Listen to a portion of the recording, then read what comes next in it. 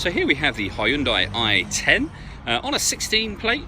I'm going to start off by showing you around the outside of it, and then we'll hop in and run through some controls on the inside.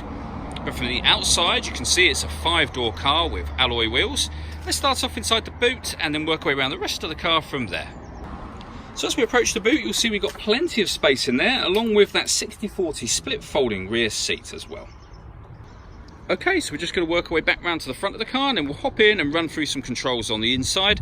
But now that we've done a full circle of it, you can see it's in excellent condition the whole way round. Just briefly before we climb in, I think it's well worth seeing the interior from this exterior point of view. There's plenty to run through on the dashboard, so let's hop in and we'll do that right now. Okay, so now that we're inside the car, we're going to start with the dials. On the left-hand side, we have the rev counter. We then have the speedometer in the middle. And on the right-hand side, the fuel gauge and coolant temperature gauge. In the middle at the bottom, you can see the total miles for this car, which are 34,995. The information that's displayed above that can be changed by pressing a button on the steering wheel for various different bits of fuel economy information, as you can see, and then eventually back round to the beginning again. If we back out to the steering wheel, on the left-hand side, first of all, we have stereo controls and phone controls, including voice activation for the phone. And on the right-hand side, we have cruise control. And below that, the button I was using a moment ago to adjust the trip computer, and a button to reset the trip computer as well. So over in the center here is where you would pair up your phone, amongst other things. So hit the phone button and then follow instructions on screen from there. So now the stereo is on, phone button, and then you press 1. And then you can see there, it will show you what password you need to be looking out for on your phone in order that you pair it up, or you can cancel, which is what I've just done.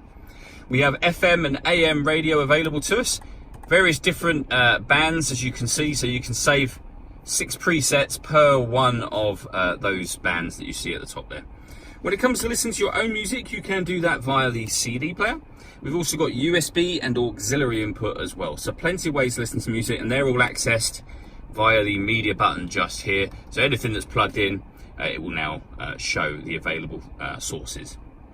Working our way down from there, we have the air conditioning. So temperature is adjustable on this dial, fan speed in this middle one, then the direction of the air over here. That button turns the air conditioning off as it is now, or back on again. And you can recirculate the air that's in the car by hitting that button. That's a great way of heating it up or cooling it down quickly, depending on the temperature that you've set here. And of course you can turn that off just as easily should you wish to. This cubby hole will close. Within that we have a 12-volt charging socket under that cap, the auxiliary and USB inputs that I mentioned previously, and a 5-speed manual gearbox. All that leaves me to say is thank you for taking the time to watch this video. If you'd like to come and see the car in person and have a test drive, please feel free to call any of our MJA sites. We'd love to hear from you soon.